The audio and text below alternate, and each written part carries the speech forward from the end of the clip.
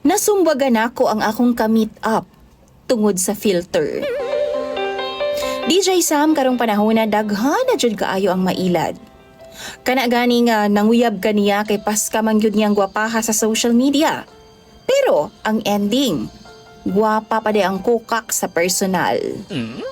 Tawagan na lang ko sa pangalang Ken, DJ Sam. 21 years old ko og college student. DJ Sam, dili ko kagwapuhan pero dili pud ko pangit. Wa pud ko gapangilad sa social media. Kay kung unsa man jud ang akong hitsura sa personal, mao man sab na ang akong ginapost sa ako ang social media. Proud ko sa kung unsa man ang akong hitsura. Siguro mapahamis lang og gamay tungod sa cellphone pero dili jud layo kung unsa man jud ang akong tinuod nga hitsura sa personal. Nagagamit pod kog filter, klarohon ako na, pero katong dili pod layo sa akong hitsura. Kana ang close to natural lang gyud nga looks, DJ Sam.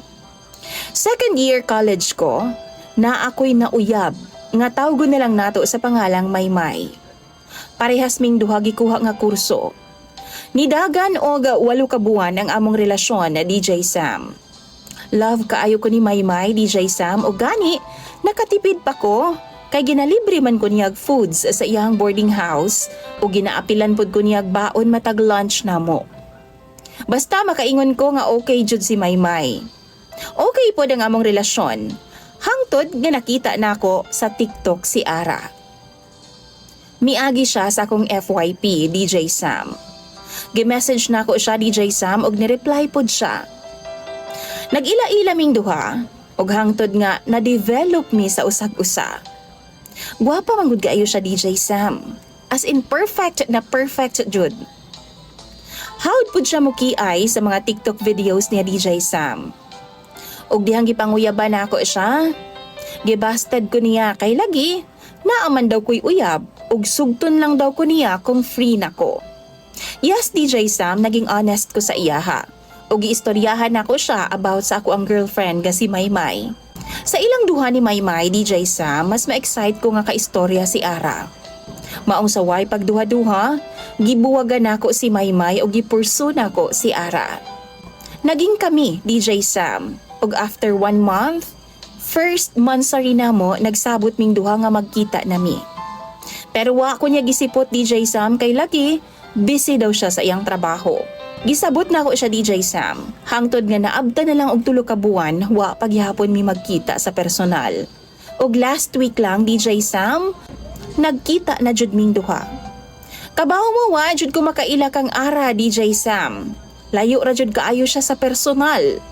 Sa social media, puti, hamis, tangos kaayo ang iyang ilong.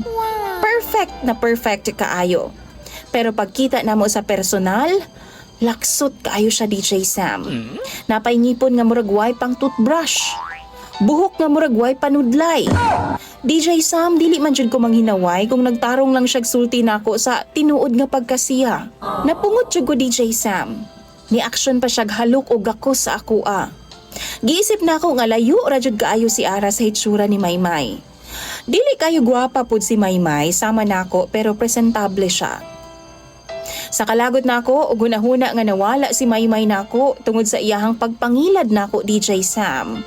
Napiktusan jud nako siya og natulak nako sa diyang giaksyonan ko niya kiss og gakos. Muaksyon ang takog biya niya, DJ Sam, pero namugos pa siya nga magstay ko. Nagakos-gakos akong likod. Maong wa ko kaantos. Ako siyang napiktusan pag-usab. Mura jud din tawag suso sa sapa og dagway, DJ Sam. Nakipagbulag ko niya, apan wa siya misugot. Kay nahigugma daw siya nako pag-ayo. Plano na gani daw niya nga ipaila-ila ko sa iyahang pamilya. O kung mawala daw ko niya, mas maayo pa daw idemanda ko niya sa akong pagpamisikal sa iyaha. Mauna akong problema karon, mga followers ni DJ Sam. Gikalibgan ako na. Unsaon ko mani? Dili ko gusto nga makipagbalik ni Ara, DJ Sam, kay di gyud ako matake ang yang hitsura sa personal. Pero di pud ko gustong mapriso. Tambagi daw ko ninyo please, kay ako nang basahon sa comment section. Imong follower, DJ Sam, Ken.